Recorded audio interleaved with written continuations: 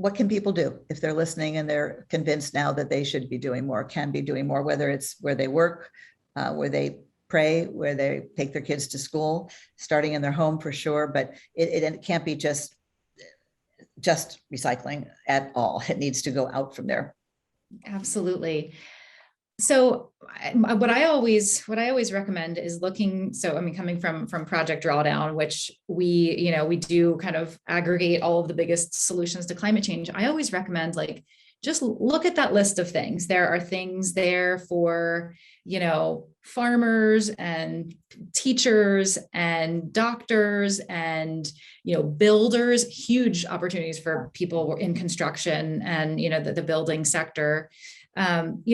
There are so many things in addition to the individual action that you can take in your own lives. There are ways to bring in your personality and your passion and interest into this, to actually like put those to work to help build the world we need.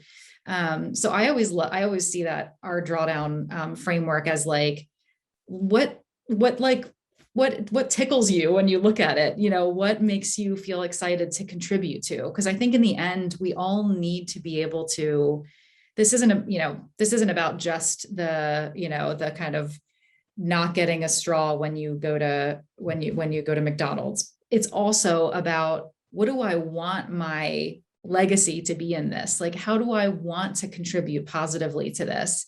And I think when you see it through a solutions perspective, like, oh, there are lots of really exciting ways that I can actually proactively contribute in addition to doing those things. It feels so good instantaneously, even just feels so good. Yes. Yeah. And I encourage people to speak up, and I also encourage people to compost if they can. Food is a terrible thing to waste when so many people are starving, not just out there, but in our country, in our neighborhoods, especially with the economic crisis, and just the methane from landfills. When you can compost and use it in your soil, it's a no-brainer. And once you do it, you can't not do it. You really, you really can't.